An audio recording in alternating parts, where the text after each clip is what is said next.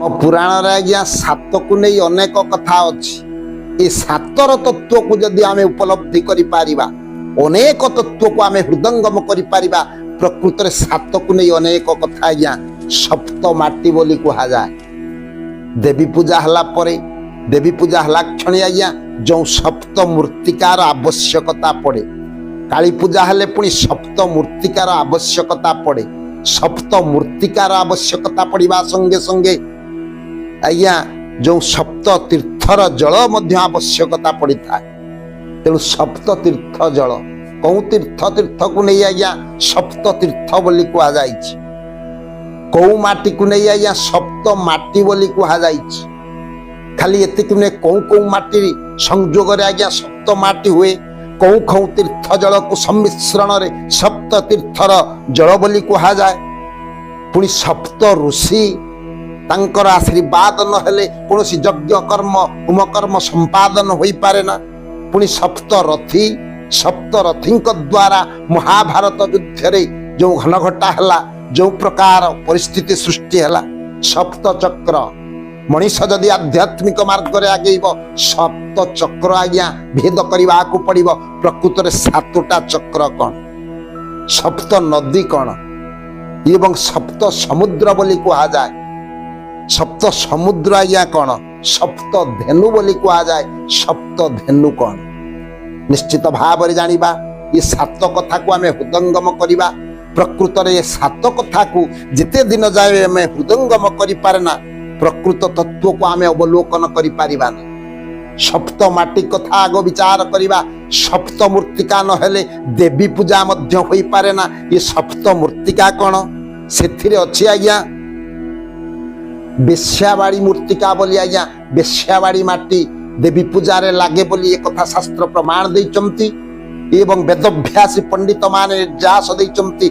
महाकाली देवींकर पूजा हेले बा देवी पूजा हेले सप्त मूर्तिका आवश्यक। तमे सप्तिका दियो काहे कि आज्ञा देवी पूजा रे सप्त मूर्तिकार प्रयोजन होउछि। ता छड़ा बेश्याबाड़ी माटी काहे कि लागुछि आज्ञा ये देवी काली पूजा रे। खाली एतिके नुहे सप्त तीर्थल जल, ये सप्त तीर्थ कौन आज्ञा गंगेश्च जमुनेश्चैव गोदावरी सरस्वती नर्मदे सिंधु कावेरी जलस्मि सन्निधि कुरु। गंगा जल, जमुनार जल नहीं, सरस्वतीर जल, ये सप्त नदीर जल कहीं लगुच। गंगा जलटा आज्ञा कहीं देवी पूजा रे उपस्थापन करा जाउची। कहीं आज्ञा प्रयोजन पड़ुची गंगा जल ना। गंगा जलर प्रतीक होची आज्ञा पापनाशन। देवी सुरेश्वरी भगवती गंगे त्रिभुवन तारिणी मा तरल तरंगे। तेणु गंगा जल को प्रयोजन है आज्ञा समस्त पाप विनाशन हो। जमुना नदीर जल कहीं जदि आज्ञा गंगा जल रे पाप विमोचन होची होते गंगा जल लागंता। जमुना नदीर जल कहीं आज्ञा आवश्यकता पड़ुची ना। जमुना नदीर पानी होची भक्तिर प्रतीक। अंतर मध्यरे जदि भक्ति भाव जाग्रत हब तेबे जमुनार जल एकांत भाव रे आवश्यक। सरस्वतीर जल जदि आज्ञा भक्ति एवं पापनाशन हला, भक्ति भाव उदय हला, तेबे सरस्वती नदीर जल कहीं प्रयोजन होची ना। सरस्वती नदीर जल आज्ञा ज्ञानर प्रतीक। जदि आपणक अंतर मध्यरे ज्ञान जाग्रत हेब तेबे सरस्वती नदीर जल एकांत भाव रे आवश्यक। तापर आज्ञा गोदावरीर जल, गोदावरीर जल कहीं आज्ञा आवश्यकता पड़ुची ना। गोदावरी होची तपस्यार फल। जो शुद्धता भाव रे आपण तपस्या करिवे से तपस्यार फल आपण निश्चित पाइबे। से होची आज्ञा गोदावरी होची गोदावरीर जल तपस्यार प्रतीक। नर्मदा, नर्मदार जल मध्य आवश्यक आज्ञा पवित्रता। नर्मदार जल होची पवित्रता। आपण पवित्रता अनुभव करबा को हेले नर्मदा नदीर जल एकांत भाव रे आवश्यक। तेणु आज्ञा सिंधु, नर्मदा सिंधु कावेरी। तेणु सिंधु नदीर जल कहीं कहा जाइछि ना समृद्धि। आपण जो यज्ञ कर्म जो पूजा उपचार आपण करुचंती समृद्धि पथरे जदि आपण आगे जिबे निश्चित भाव रे सिंधु नदीर जलता आवश्यकता पड़े। तेणुकि कावेरी, कावेरी ये पुराण उपाख्यान को आपण जानिले मध्य ये नदी मानक पश्चात पटरे आज्ञा पुराण कथा अनेक कथा आज्ञा अच्छी आज्ञा पुराण मध्य कावेरी होची मुख्य प्राप्तिर सूचक आज्ञा जदि मुख्य आपण प्राप्त हेबे तेबे कावेरी नदीर जल आज्ञा आवश्यक। ये सप्त नदी कथा आपण जानिले। सप्त मूर्तिका सप्त माटी कहीं लागुची से पुणी अच्छी आज्ञा घोड़ाशाल माटी। सप्त नथी त्रिपथा दांड मूर्तिका गोसिंह मूर्तिका घोड़ाशाल माटी बेश्यावाड़ी माटी नदी दुई कूल मूर्तिका कहीं सब आज्ञा प्रयोजन आवश्यकता पड़ुची ना घोड़ाशाल माटीर प्रतीक होउची आज्ञा घोड़ा हेउची उपनिषद को प्रमाण देइचंती। घोड़ाशाल माटी लागिबार उद्देश्य होउची घोड़ा होउची इंद्रियर प्रतीक। कठोपनिषद प्रमाण देइचंती आत्मानं रथिनांग विद्धि शरीरं रथमेव तु बुद्धि तु सारथि विद्धि मन प्रग्रहमेव च इंद्रियाणं हयं नाहु विषयस्ते सगोचरम आत्मेन्द्रिय मनियुक्त भुक्तेत्याहु मनीषिण। ये शरीर रथरे आत्मा हेउची रथी बुद्धि हेला सारथी सारथी बुद्धि हाथ मन हेला लगाम इंद्रियाणं हयांग नाउ मनुष्य मध्य जो एकादश इंद्रिय कर्मेन्द्रिय पांच ज्ञानेन्द्रिय पांच मन को मिसे एकादश इंद्रिय इंद्रियाणं हयांग नाहु इंद्रिय गुड़िक हेले घोड़ार प्रतीक। तेणु ये इंद्रिय को निज अधीन को आनिबा को पड़िबो। तेणु प्रकृत रे घोड़ाशाल माटी आज्ञा काहीकि लागुची ना घोड़ा होची इंद्रियर प्रतीक।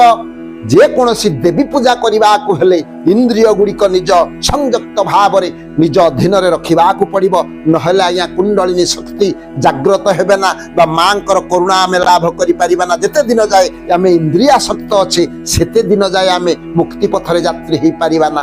प्रकृत रे हमकु देवींकर करुणा प्राप्त होई परिबा। बेश्यावाड़ी माटी कहीं के आज्ञा बेश्यावाड़ी माटी लागुची। आपण माने आम पुराण मध्य बेश्या को नहीं अनेक समृद्ध होइची। आपण जगन्नाथ संस्कृति के चालंतु बलराम दासर जदि मुख्य होइची केवल बेश्या थिले माध्यम।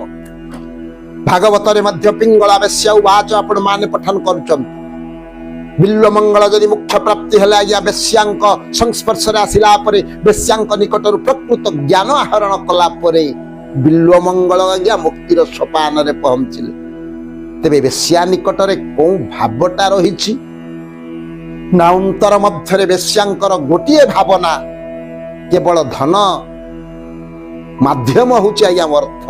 किंतु ए शरीर आउ कहा प्रति तार मन रहे ना से होउछि धनर अधीन। धनटा आज्ञा मुख्य थाए एवं बेश्या निकट रे समदर्शन थाए।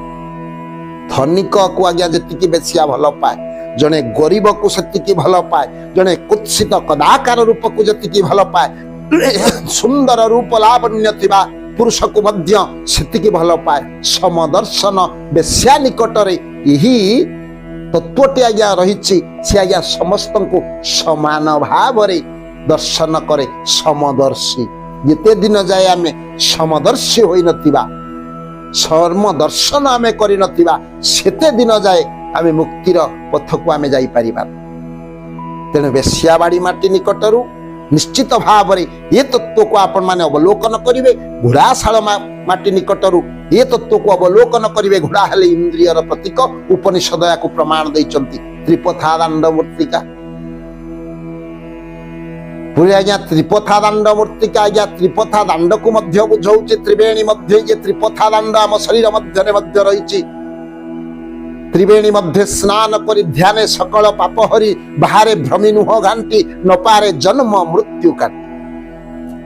तेणु सात को नहीं आम पुराण समृद्ध एवं अनेक तत्व ये सात मध्य लुकायित भाव रे अछि। सप्तरथी बोली कहा जाउछि। आम शरीर मध्य सप्तरथी रहिचंती। जो भीष्म द्रोण कर्ण शल्य इत्यादि जो सप्तरथी आज्ञा थिले ये सप्तरथी को जेते दिन जाए आमे विनाश करि न पारिचे। महाभारत संग्राम रे आमे युद्ध जयेबा ना।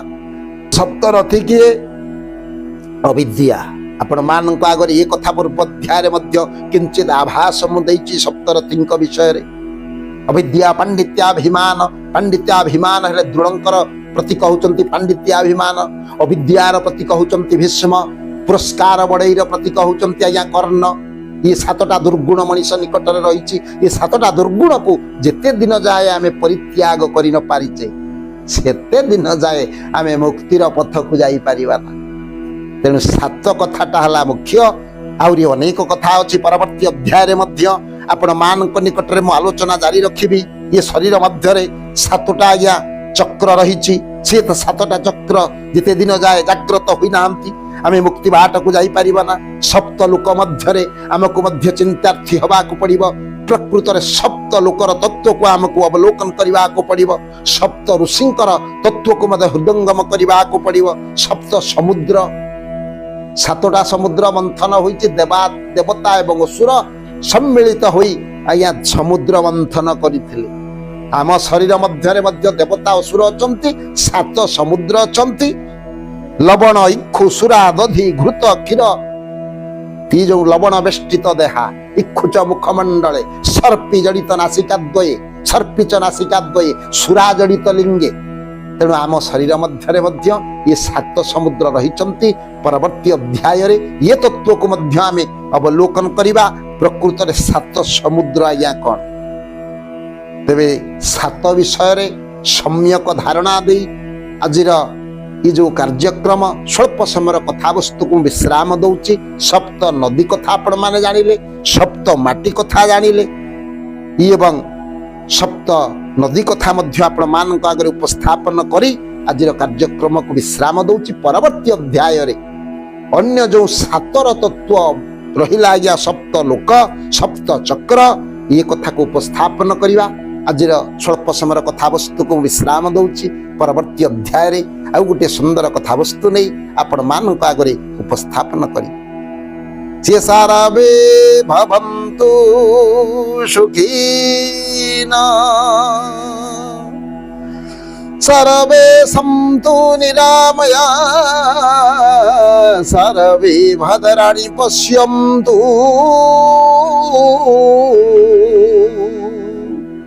मा कश्चित् दुःख भाग भवेत्। ओम शान्ति ओम शान्ति ओम शान्ति।